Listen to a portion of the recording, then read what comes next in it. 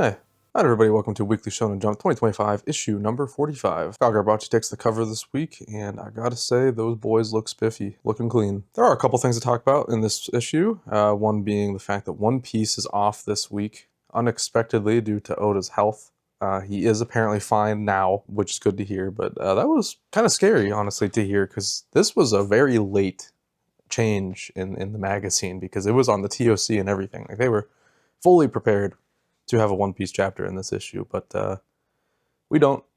But we will next week, and Oda is apparently fine now. Also, because Kagurabachi's on the cover, of course, there is a little bit of Kagurabachi news, in that Kagurabachi will be featured in New York Times, which is pretty cool. That's not the first for, Japanese manga property being featured in Times, but it's cool that it's Kagurabachi, because it deserves it, really, because this series is as popular as it is because of the English-speaking fan base. I mean, specifically, even you could say the American fan base.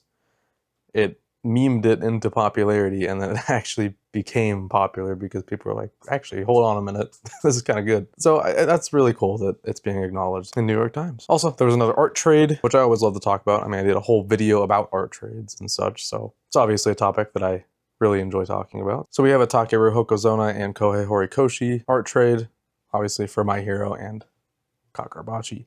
Both drawings look awesome. I really love these a lot. Horikoshi's in particular is just something I wasn't really expecting, because we knew about this art trade happening a couple weeks ago, and this is not at all what I imagined, because usually it's very high detailed artists, usually very dynamic poses and all that, but it's very simple, very stylized piece, and I really like it. It definitely captures the tone of Kagurabachi, so gets an A+ in my book. And the Deku one from Hokozona is, it's really cool. I love the pose and everything going around, but Deku's face is a little questionable, but what can you do? It happens.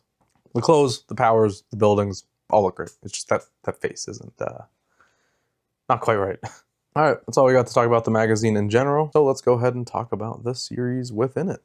Kagurabachi Chapter 96, Urgency. So before we talk about the chapter itself, incredible color spread. This is one of the best, if not the best, I have seen from this series. This is beautiful. Then we get into the chapter to find that the art is unfinished yet again. And many of you were quick to point out last week that this is because Hokozona is really overextending himself right now, because, I mean, he's had to do a color page last week, a color spread this week, and the cover.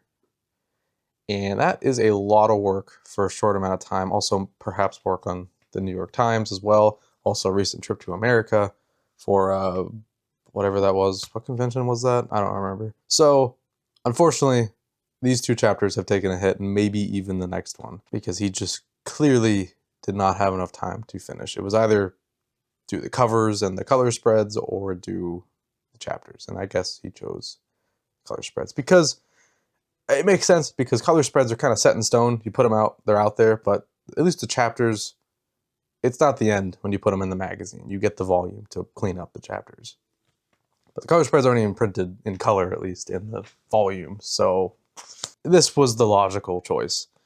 It's a shame, because this is actually an awesome chapter, and, you know, I've said before, unfinished art does look cool. For example, this last page that I'm showing, I think that actually looks pretty awesome. But it's the same thing. I talked about JJK last week and how I thought that chapter also looked really cool. But then you look at the finished version later and you're like, well, I mean, yeah, but that's just better. And it's going to be the same thing here. This is neat to look at, but it is unfinished, and it's going to look a lot better later on in the volume release. So it sucks, especially for like big fans, because these are big moments happening in this chapter, very impactful scenes happening, and you just can't see them in full detail until months later. But again, nothing against Hokozona for this. He really didn't have a choice. I'm sure he was just really, really pressed by all these deadlines and stuff coming up, so it was just natural. This had to happen. I honestly wish he was able to take a break next week, but alas, he is not. Looking past the art, I think this is a really cool, interesting, and engaging chapter. Just a shame about the art. Ichi the Witch, Chapter 53, A Heavy Blow. This was an amazing chapter. I am so hooked on this story that's being told here. I'm already really invested in these two new characters, Crow and Minnie, as they will be called. Minnie especially, I loved her whole speech about, you know, if 100 people hate him, 1,000 people find him disgusting, I'll still love them for like 1,000,000 people's worth, or whatever it was she said. That's just such a beautiful sentiment. And that slap, you know, that was a great moment. Shows her passion and her care. Things are getting especially interesting now with another magic involved. And also the growing conflict with Jikisha around here. This is gonna come to a head in a really interesting way. I feel like by the time we leave this arc, we're gonna be feeling some type of heartbreak. Hopefully I'm wrong. I hope to see this have a happy ending, but it feels like this is going to go down a more sad route, specifically for Crow, but who knows? We'll see. We could also just be adding Minnie and Crow to like the cast. I really don't know. We're so early, obviously it's like 2 chapters into this arc, but man, I am just loving it. This is so good. What an amazing series. Blue Box Chapter 214, Do Your Best. This is a lot to take in. Taiki is going through something, and I don't really know what it is exactly. I didn't foresee the narrative going this way. We're kind of having a downward slope for Taiki right now. He's losing it a little. He's going down. He's losing himself, I guess. But not in like a super major way. It's just he can't focus, I guess. And with Chinatsu not really around, it's just doing something to him. These are all very vague things I'm saying, but it's hard for me to piece together what is really going on with him because we've just never seen him like this before. And now to end the chapter with this thing with his mom, wow, this is just crazy. I did not see the series going this way at all.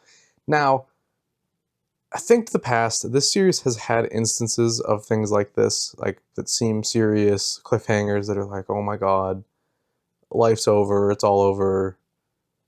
But it ends up kind of being nothing or just something not as major as it seems. I am imagining that this thing with his mom is going to be something like that. But at the same time, this could end up being something serious, and we are going to be continuing down this path with Taiki where his priorities are all out of whack. He doesn't know where to put his focus. And maybe this is where this new like next door neighbor to Chinatsu mentor, at least as I predicted, character will come into play. We got a little bit of teasing with him this chapter too. But I don't know. This is fascinating. The ending in particular is what really made me just be like, huh. What is exactly happening here? Suppose we'll find out. I'm just left with many thoughts to ponder about this chapter as we wait for the next one. Let's watch chapter 220, Fired Up for a Foodie Broadcast. This wasn't a winner, guys. This isn't it. I didn't really find anything that happened in this chapter to be particularly entertaining or funny or even really cute. It's just it's a thing that happened. I don't know. I maybe the stand user girl, Chami, that's her name. Not really my kind of chapters. I don't think I've ever really liked a chapter that's focused on her. So this in particular, where it is really just her pretty much, I am not really into it. Okay, I guess that's kind of a lie, because there actually was a pretty recent chapter involving her that I really liked. But I would say 9 out of 10 times I don't like chapters involving her. She's just not a very funny character to me. I don't really care for what she brings to the table. It's just, I don't know. It's just not as good as the other things. I don't know. Not for me. And that's fine. And not every chapter of a gag manga has to be a winner, but this one I just particularly thought was not very good. Me and Roboco Chapter 252, Protagonists and Bondo. This was a pretty good chapter, actually. It wasn't like a gut buster or anything, but it was solid. You know, I thought it was pretty funny. I like this. This, by the way, speedrun, fastest mention of a new series I think I've seen in this series. I already have a Modulo reference. Very, very fast. I guess another instance of quick turnaround was Ruri Dragon. I think that was pretty quickly after that had started as well. Might have even been around the same time. But yeah, it was good. Just cute little references here and there, of course. And I love the ending where they just wish him away. And there's like a heartfelt goodbye with him. And then they just think to themselves, I feel nothing. That was pretty funny. That's a good way to end it. Yeah, I liked it. This is one of the better ones in recent memory. Obviously not as good as the car chapter, but still pretty good. Jujutsu Kaisen Modulo Chapter 5, Senility. This is cool. I just kind of don't have anything to say about this chapter, which is unfortunate because I really liked it. I came out of it thinking to myself, what do I say right here in front of the camera? I don't know. I liked it. It was cool, but it's really just a bridge chapter. It's just action, get to see characters in action, which is nice. I mean, the Shonen battle manga, of course, we need to see that. But a book ends and book opens with Maru teasing something, and it's pretty interesting. I like this, you know, his eye opens at the end. Look, that's such a cool shot, by the way. So something's going on here, but that's stuff for next chapter. You know, this chapter itself, all I can say is I liked reading it, and it was cool to look at. Very cool art. I like this concept of just a senile old dude.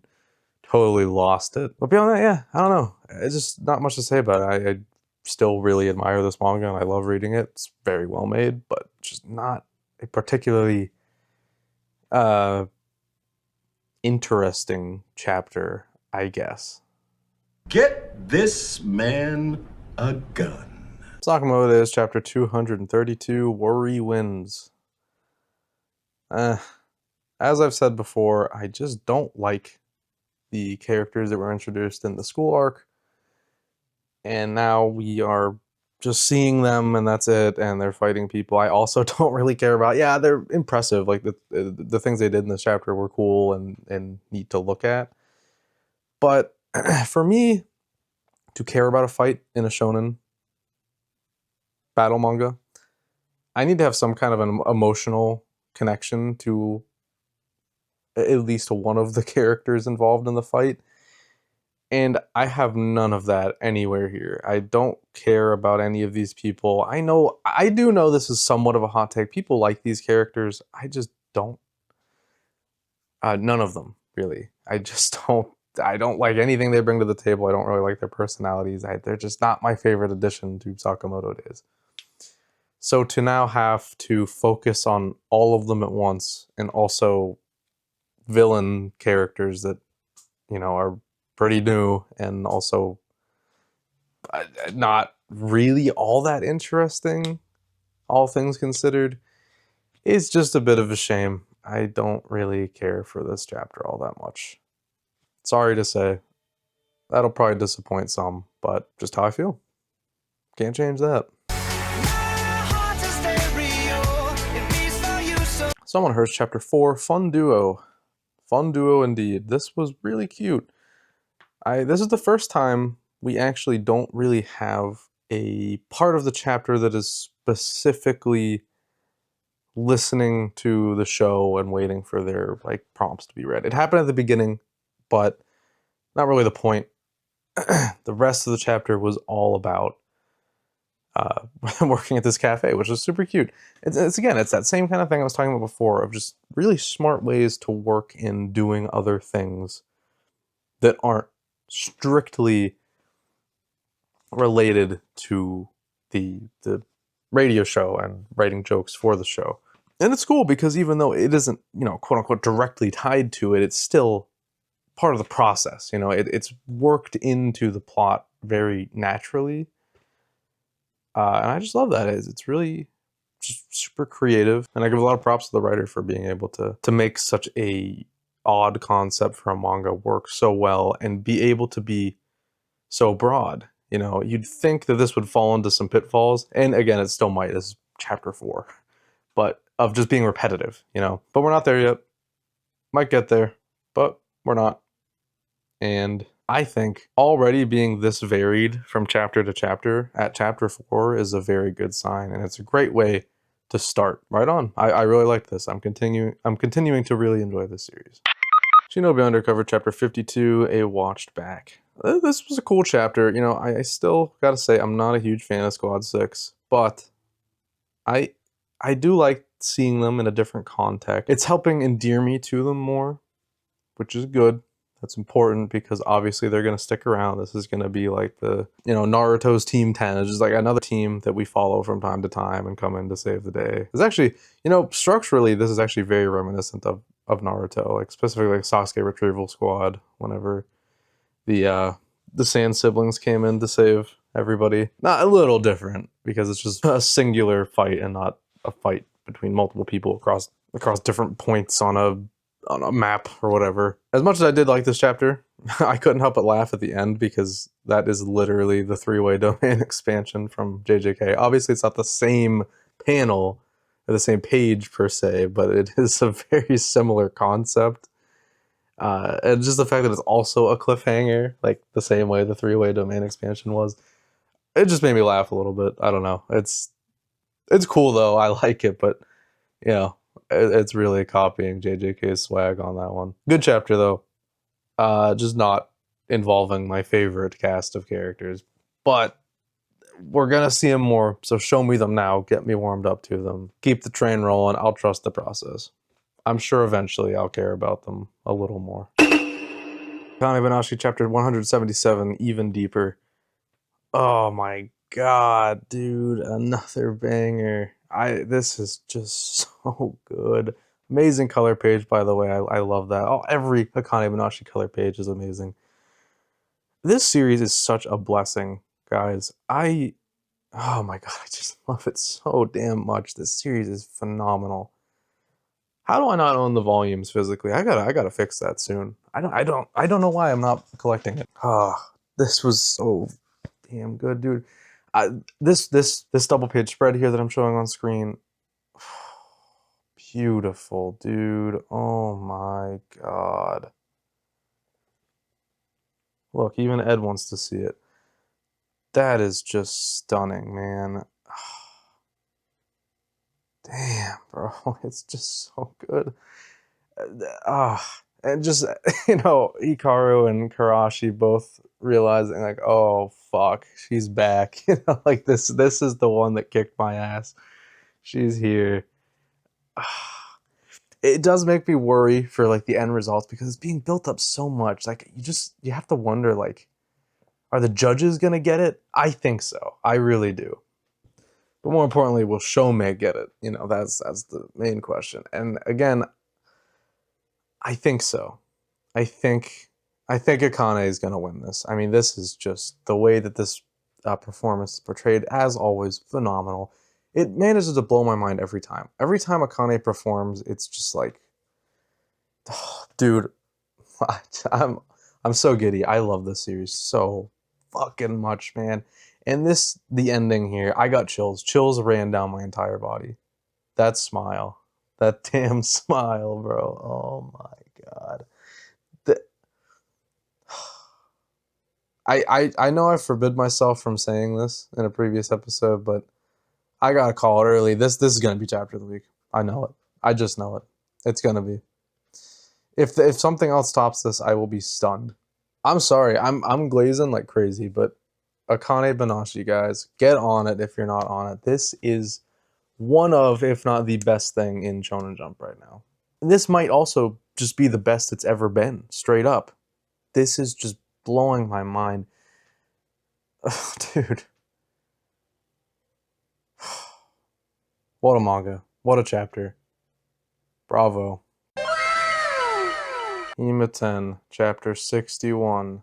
Get this. Himeno's Holiday.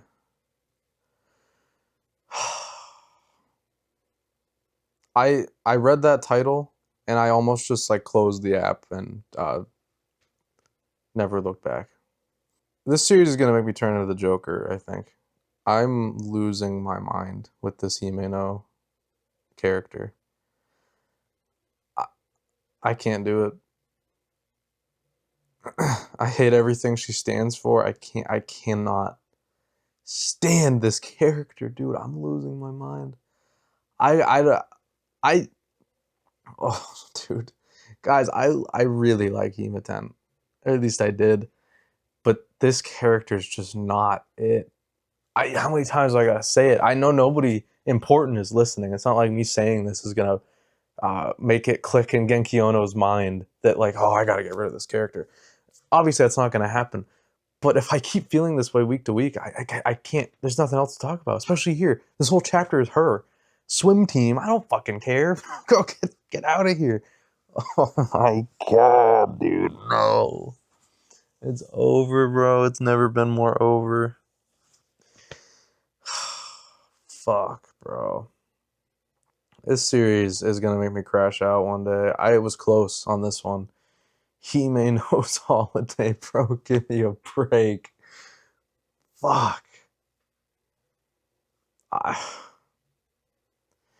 genuinely wanting, if anybody, because I've yet to see it, if anybody out there watching this is a Hima-Ten reader and likes this character and likes what she's adding to the story, please, I'm sincere. I'm not trying to be insulting or anything. Just talk to me. Tell me what is it that's drawing you to her? Why do you like what she's doing to the story? Anything. Positivity. Because all the other people that watch these videos that leave comments about Hima-Ten, they're pretty much on the same page as me. Maybe if not just a little less harsh. So I'd like to see the opposite take, but I'm starting to think the opposite take doesn't exist. Are we all on the same page about this, actually? Does it happen for once? I can't imagine. But maybe. Just talk to me, please. Give me another perspective to roll around in my head because I am losing it with this series. I just am stunned, chapter to chapter, how shoehorned in and ridiculous this character is. It is mind-blowing. Ugh. Sorry, guys, but somebody out there save me from this. Just talk to me. I need to hear something else. Ultimate Exorcist Kiyoshi, Chapter 63, Everyone's Favorite Burger from WikiD's. This was a great chapter. I love this on the beginning, by the way. The cut like through the dialogue bubble. That is awesome. Not like an original thing by any means. I've seen that done a lot, but it's always just so sick to see it. Great chapter. I love the cast of characters we're working with here. Cook the Chicken is here. I was questioning last time, but yep, he's here. And the rest of the cast is just firing on all cylinders. These are such entertaining and endearing characters that we are working with here. I love it. This is what the series needed, you know? We needed, you know, time to work with a different cast, a different lineup of characters, time in a different environment. It's really nice, and it's making me appreciate the series even more. And I already really liked it. I did enjoy all of the Astaroth stuff. Now we're building up a new one, Helzebub. It's a very on the nose name, but I like it. I guess the other one was too. Astaroth is also pretty on the nose, but this one even more so. So this will likely be the new big bad going forward, at least for this arc. This series structure is still kind of unknown to me. I don't really know how it is being structured or what like end goals are, but you know, many series are like that. You just kind of got to go with the flow. And I'm totally down for doing that with this series because I'm on board for the ride. Whatever it wants to do, I will be there for it because it's good. It's really good. This is a very solid manga. Feel the power of my magic!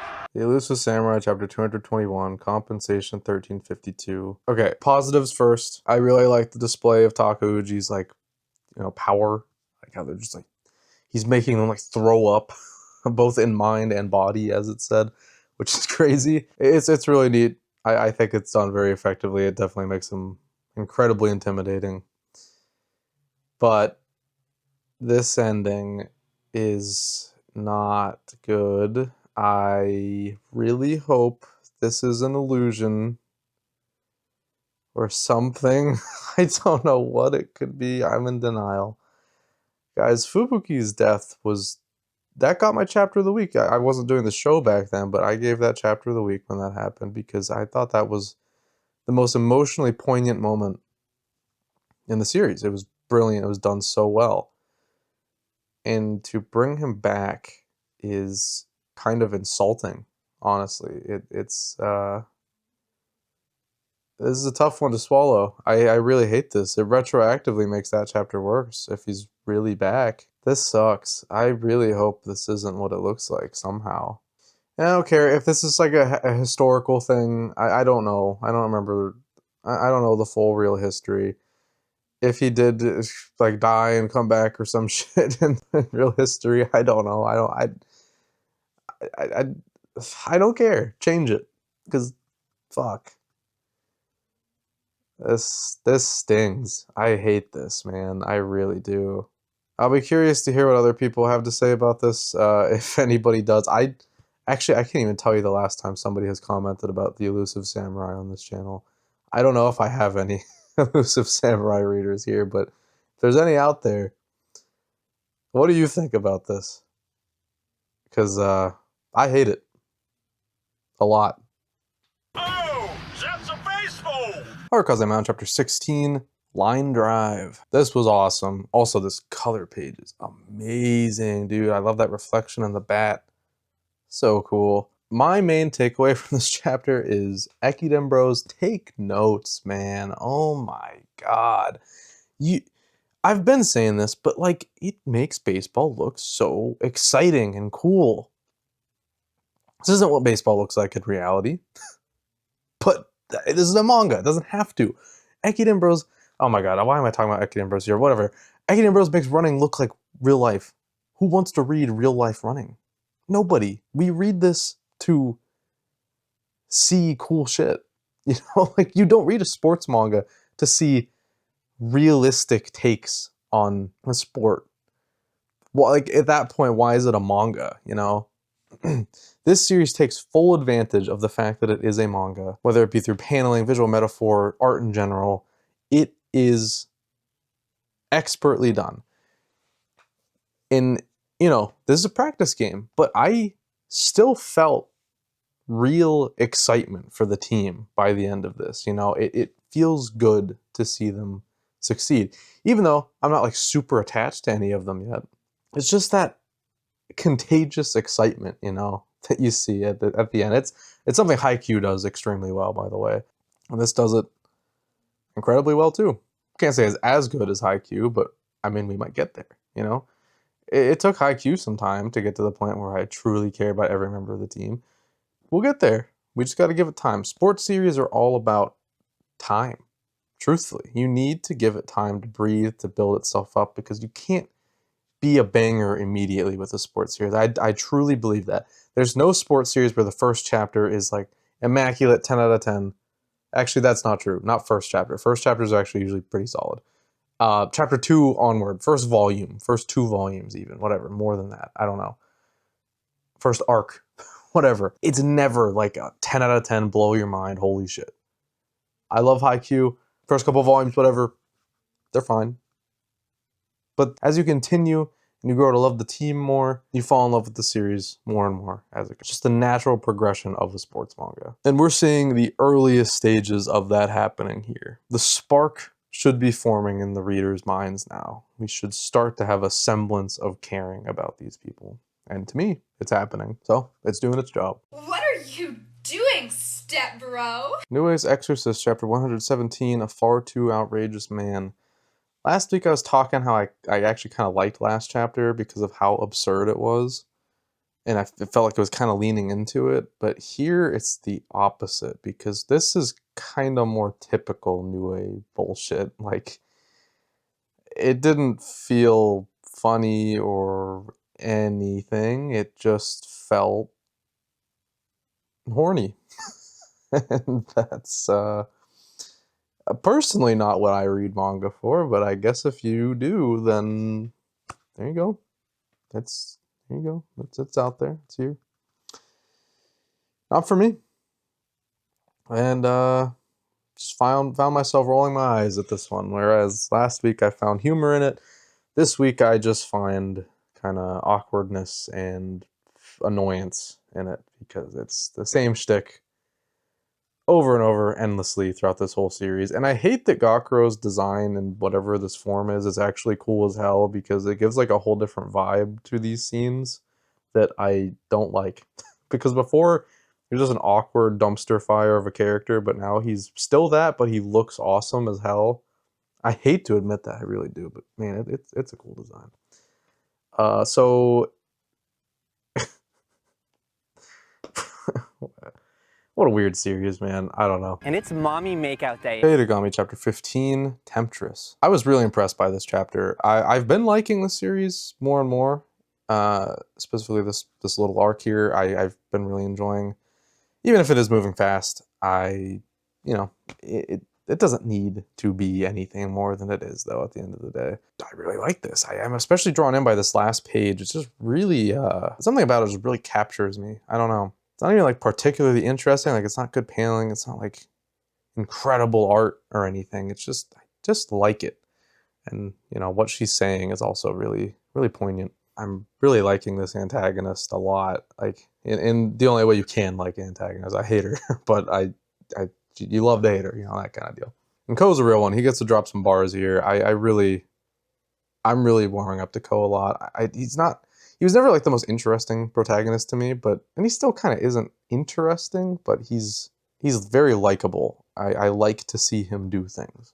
And at the end of the day, that's really all you need out of a protagonist. I guess to put it into short form, I think this series is doing its job very well. It isn't doing much beyond that, like it isn't blowing my mind, but I was impressed by this chapter specifically. Outer of the Flame, Chapter 21, Bending Down and Burning with Anger. Well, this was cool. These last 2 pages are awesome. This is a wicked design. I like this a lot.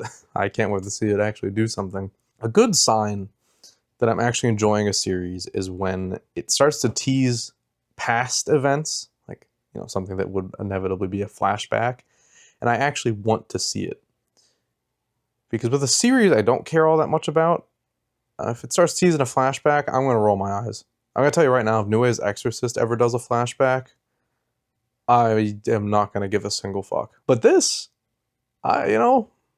pretty intrigued. Again, I've talked in the past, I've talked plenty in the past about how I don't love this series or anything, but that tease about the past, this previous user, Suitor, I think his name was, really interested. It seems like a cool story to be told there. And we're definitely going to be delving into that more as we continue here. It seems to be the coming focus, if I had to take a guess. So that's exciting. I think this is a really good setup for both the future and past of the series. Ping-Pong Peril, Chapter 13, The Genius and the Snake. Another awesome chapter. I love this idea so much. I talked about it plenty, but just how they're bouncing the ball off people's heads, finding any surface they can to play off of. It's so cool. I really, really love the concept of this match, and the stakes surrounding it. It's just exciting. It's really engaging to read. And this, obviously this is the series playing into its strength a lot. This is what it's good at, just making wacky situations and finding cool ways to play ping pong. That's all it really needs to be. But, it's ranking low. Maybe it's not clicking with people. It's unfortunate, but at the same time, I am comfortable with this being a shorter series if that is what ends up happening. Because as long as we just get a nice little 3-volume series with some solid ideas for ping pong matches, I'm chill. It doesn't need to be crazy long. I'm fine with it.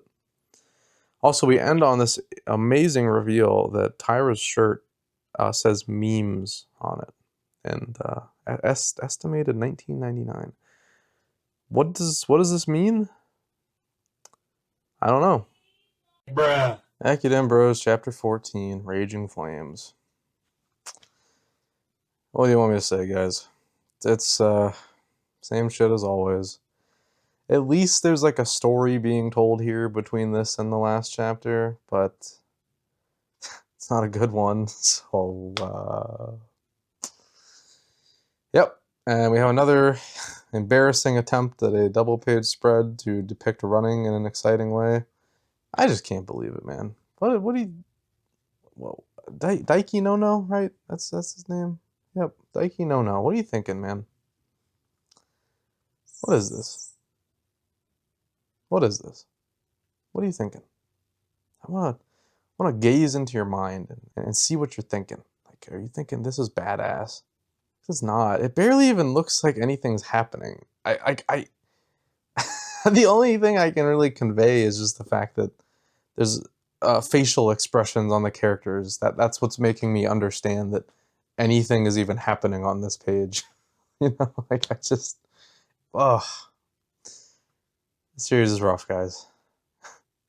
Don't have to deal with it for much longer, but it'll be a painful last few weeks here. I guess like 4 weeks left, maybe 5.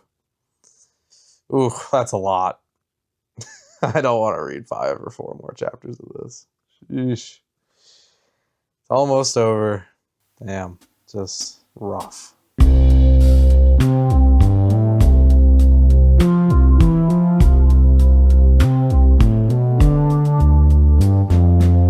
Alright, that's going to do it for Weekly Shonen Jump 2025, issue number 45. Good issue, I suppose. Nothing too crazy. All across the board, honestly. Just a lot of... It's pretty similar to last week. It's just kind